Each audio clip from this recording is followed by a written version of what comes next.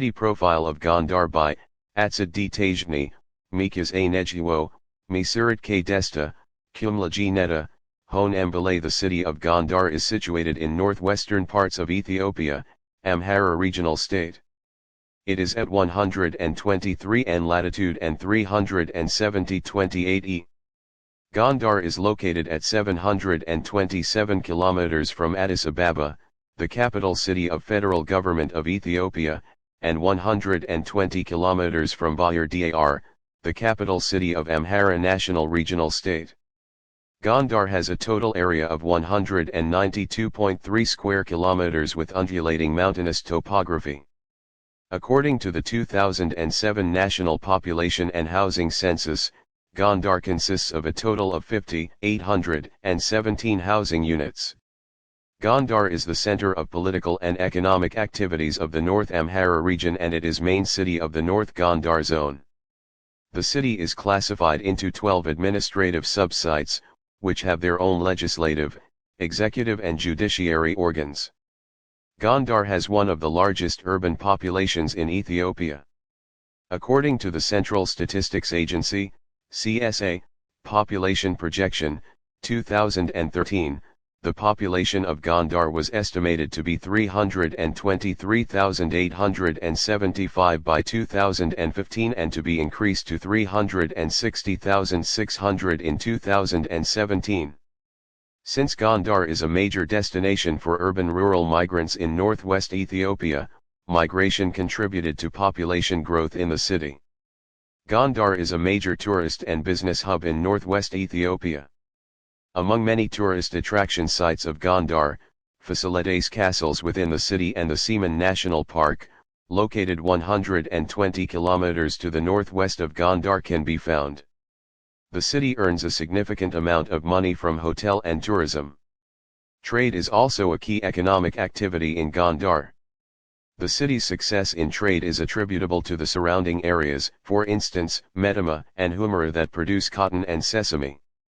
In comparison, manufacturing has not only contributed City Profile Gondar Part 1 Introduction the least to its GDP, only 7%, but also generates a little number of jobs, EMUDHC, 2015:24. However, unlike other cities of Ethiopia, agriculture's share in Gondar's aggregate product is more visible, as a considerable number of farmers live within its boundaries. This is because the city administration recently annexed some rural cables to its structure. Thus, the inner city of Gondar is dominated by built-up areas, while in peri-urban areas agriculture is the dominant occupation. Even though recent urban planning categorizes urban land use into commercial, residential, and agricultural/industrial sectors, one cannot easily find such clear demarcations on the ground. In this hastily modernizing medieval city, commercial and residential places mesh. It is usual to find a household unit divided for commercial and residential activities, whereby household members share the chores in both sectors. The city of Gondar's development and expansion followed axial pattern with a generally slow urban growth rate, especially in the late 20th and the beginning of 21st centuries. Unemployment in the city remains high, especially amongst the youth, including those with a university degree. An informal settlement has expanded. The number of orphan and vulnerable children is unacceptably high, SOS, 2016. As Gondar is striving to respond to its challenges, a comprehensive understanding of the historical development of the city, its current situations, and major development challenges of the city would have immense importance. The paper, thus, describes the historical, economic, and development situation of the city, to point out the pressing policy issues in the city's growth in general and social and energy inclusion issues in particular. This report is organized into 7 sections. The first one, including this part, main deals with the introductory part of the city. Section 2 describes the geospatial location, climate, and historical development of Gondar. Section 3 presents the main features of economy and labor markets of the city. Section 4 describes the demographic characteristics of Gondar's population and the relevant factors that affected the size and composition of the population. This is followed by a mapping and description of the informal settlements in Gondar. The last section mainly focuses on the future development plans of the city as well as proposed interventions to respond to the development challenges of Gondar.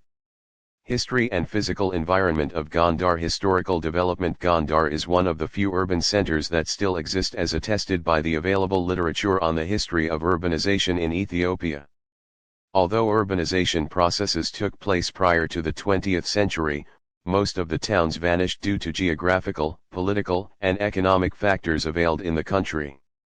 A prolific author, Richard Pankhurst, wrote about Gonder in 1990 how the city of Gondar was established. He noted that the establishment of Gondar marks as the first truly fixed capital since early medieval times and goes down in Ethiopian history. As an important turning point, Gondar rose in the late 17th century and witnessed a notable renaissance of Ethiopian civilization, which had an impact in and around the city and the lifestyles of its people. Emperor Fasiledes established Gondar by succeeding to the throne of a country in turmoil induced by popular protests against Emperor Sisinius's acceptance of the Roman Catholic faith. Emperor Fasiledes took prompt steps and almost immediately restored Orthodox Christianity as an official state religion, and fired the Portuguese Catholic Patriarch Afonso Mendes into exile in Goa, India.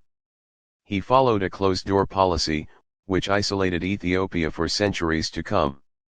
According to records, Fasiledes requested the Fungi king of Sinnar in the Sudan, the ruler of Muka, across the Red Sea in Yemen, the Pasha of the Sudanese port of Suakin and the Egyptian authorities in Cairo not to allow Europeans to pass their territories towards Ethiopia. Historically, trade must have been a significant, even a key element in Gondar's success. Monroe, 2002. The site lay on routes that connected the commerce of many of the lost provinces of the former empire of the Kings of Ethiopia, from Eneria in the south, to Massawa on the northern coast.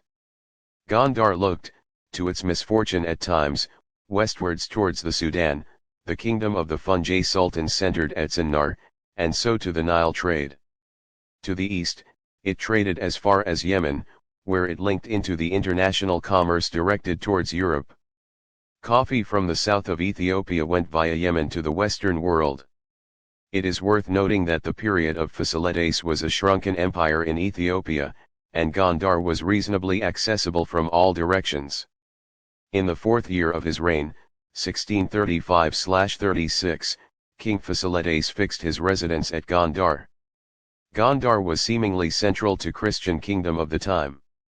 Particularly, it was an important province of Tigray and Gajajam, although the customary camping spots of the peripatetic court and some of the royal residences had often lain considerably further south and east. Fasiledes was seemingly a stable reign who consolidated Gondar as a royal residence and enabled his son, Johannes I, 1667-82, to build Gondar. Probably at his command, two attractive buildings, which still survive, were erected. Emperor Johannes, like his father, preferred segregation for Muslims and Jews although they decided to dwell in separate quarters of the town. Johannes I still spent a great deal of his time out of Gondar, employing Yebaba, south of Lake Tana and Aringo, east of the lake, as his summer capitals. Aringo and Yebaba remained in favor through several subsequent reigns. Despite the summer campaigning and the other residences, from Johannes' time onwards, Gondar was the chief royal residence. Nevertheless, Gondar was preferable for the rainy season. When the weather was more clement, most kings went on long and frequent tours of inspection or conducted military campaigns and royal hunts all over the kingdom. They were often absent from the city, residing in tents or in other royal residences.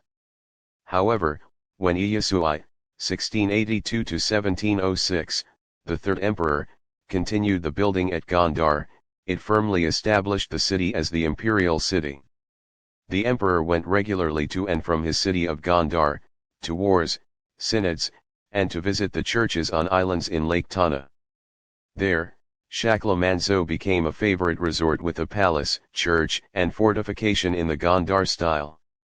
The successive emperors in Gondar succeeded one after the other, embellishing the castles and churches, building new ones, until the compound as we see it today was completed. However, there were more buildings, some substantial, that have collapsed and fallen into ruin. Over time, at Gondar, a complex city and court life succeeded parallel to the old custom of constant campaigning from a capital of tents. Urban activity flourished as Gondar grew larger and larger. We must imagine the whole area something with activity, with innumerable tents and temporary buildings filling up the now empty courts. The silence and emptiness of the courts today offers an entirely false impression of the Gondar castles. Emperor Baykafaw's chronicler refers to Gondar as the city of peace. A stable throne in a more or less permanent capital encouraged the development of activities of peace. There was a flowering of arts, literature, trade, and industry. Gondarine artists, encouraged by the patronage of emperors and empresses, particularly Metema, produced splendid manuscripts on parchment with fine illustrations. The Ethiopian Jews, Bet Israel, or Falasha, who lived near Gondar in their own quarters called Falashabet, became involved in many of the city's local industries such as pottery, blacksmithing, thatch and cane work and building. Trade too, flourishend, Gondar became an important market for agricultural products from its surrounding area, as well as a long-range luxury market and caravan center for goods passing to and from Adway and Masawa and the Sudan, or to the south to Eneria, Kaffa or Janjaro. There were bi-weekly markets in the city. The socio-economic, cultural, and political decline of the monarchy and Gondar begins with the death of Emperor Baykafa and coronation of his son, Iyasutu, who also died soon afterwards, ushering in a period of gradual deterioration. The two minors, Iyasutu and Eoas, conducted a few major campaigns beyond the requirements of general maintenance of order and disciplining of regions that failed to offer tribute. During Eoas and his successors, a great king-making ras, approximately equivalent to duke, usually dragged the emperor with him on his campaigns. From a royal residence for the reigns, Gondar rose to the status of capital city for emperors, only to become, in the end, their prison. The control of the emperors grew feebler. The great feudatories, ras, or Djazmach, who ruled the important provinces, waxed ever stronger and brighter. The nobles in the early Gondar period were, as in the past, almost entirely subordinate to the emperor, whose great power arose from his absolute control over his subjects' wealth. Every feudatory under his command was, therefore, obliged to serve him in time of war at his own expenses and to furnish him with soldiers in proportion to the estate he gives. In the fullness of time, however, the decline of monarchy follows the rise of Gondar. This enabled the nobles in the second half of the 18th century to seize most of the power hitherto wielded by the sovereign. In the second half of the 18th century, the internal situation in Ethiopia reached a pitch of disorder designated as Semen National, the era of princes, during which several provincial chiefs became virtually independent and established dynasties of their own. Nominally, however, emperors continued to reign with considerable ceremonial deference, although they were little more than puppets in their power over the chiefs. Some of the newly independent chieftains, however, were reluctant to humble themselves in the traditional manner for the emperor's nominal overload. Emperors came and went in fast succession. To make the contrast clear, there were 26 reigns of 19 emperors during the 86 years Semen National after Eoas' death in 1769. In the 86 years before 1769, there were 8 reigns of 8 emperors, while there were 7 reigns of 7 emperors plus the interim of the Italian occupation, 1936 to 1941, during the 86 years after 1851. This period was a time of disunity, civil war, and in some ways cultural regression. The great feudal lords who soon divided the decaying empire into private fiefs still needed, or at least still employed, the old theory of the Solomonic principle to support their pretensions. They accordingly made use of the ready supply of captive imperial puppets exiled at the Amba or steep-sided mountain of Wani northeast of Gondar. There, theoretically, all make children of kings of the Solomonoid family, where they interned so as not to offer any threat to the throne. The imperial idea remained valid, celebrated by the records with an increasing sense of unreality. That is why the chronicler Alaka Gebra wrote of Tekelci, a puppet emperor who ascended to the throne 5 separate times between 1799 and 1800 at the behest of the princes. Indeed, history remembers Tekelci as the last emperor who was occasionally able to take action on his own initiative, even though he was nicknamed Fitsami Mengist, end of the government, or perhaps rather end of the monarchy. Things remained the same until 1864 when Tudros came to power. Tudros was not from the old Solomonic line, although he fashioned a pedigree to conform to the requirement, nor did he have any desire to retain the capital at Gondar. He rather chose Debari Tabor and Mekadila. His successive use of these two capitals, and his armed attacks on the city of Gondar on 2 separate occasions, 1864 and 1866, finally sealed the fate of the old city, which, unable to survive the collapse of centralized imperial power, had been declining for a little over a century. He had a protracted relationship with the clergy, in particular when he planned to the resources at the disposal of the church. Following Tudros' defeat at the hands of British forces, the Mahdists of Sudan ravaged, burned, and looted what remained of Gondar and Azizo in 1888. Gondar, which fortified its status as an empire-wide capital, thereby lost most of what was left of its old political, commercial, and religious importance. The city was eventually abandoned by many of its clergy as well as the traders and craftsmen. The Italians, who occupied Gondar on April 1, 1936, restored much of the imperial city, and installed their offices in the remaining. The Fasil castle is currently under restoration. Steel girders support the castles of Bakafa and Metema. With the recognition of the Fasil Ghebbi as one of the wonders of the world by the UNESCO, the organization is the main sponsor of these projects. Physical environment location of Gondar. The current city of Gondar geographically, is situated in northwestern highlands of Ethiopia, Amhara Regional State at about 123 n latitude and 370.28 e. It is located at a distance of 727 kilometers from Addis Ababa, which is the capital of Ethiopia, and 120 kilometers from Bahir Dar, main town of Amhara National Regional State. The main road from Addis Ababa, from the south, via Bahir Dar continues to Gondar, northwards to Adway and Aksum, and westwards to Metema and Sudan. In the northwest direction, Semen National Park, a World Heritage Site registered by UNESCO, is situated at about 120 kilometers. Gondar has a total area of 192.3 square kilometers with undulating mountainous topography. Gondar city is situated in the foothills of the Semen, or northern, mountain chains at an average elevation of 2,200 meter above sea level, surrounded by a crown of 3,000 meter high mountains in 3 sides. To the south, the landscape opens to a valley and distant views of Lake Tana, source of the Blue Nile. Climate. Rainfall of Gondar city is erratic and characterized by fluctuations. Under normal condition, it deviates from mean value. The mean annual rainfall in Gondar city has been 1,025 mm in the past 26 years. However, there were great variations in between years. For example, the annual rainfall between 1980 to 1992 was 977.3 mm, while it was 1073.6 mm between 1993 to 2005. The highest rainfall record of Figure 2 geographical location of Gondar city the past 26 years was in 1980 with 1312.7 mm value, while the lowest rainfall value was observed in 1992 and accounted for 719.9 mm. 2.2.3 Land use types of Gondar. Gondar can be characterized by 3 major land use types, namely agriculture, built-up and green areas with paved, asphalt, and all-weather roads. Error. Reference source not found.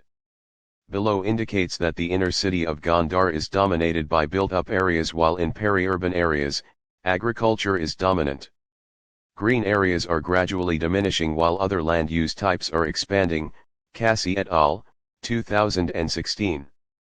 In the figure, the land use types include the peri-urban, rural cabales, which are recently included in city administration.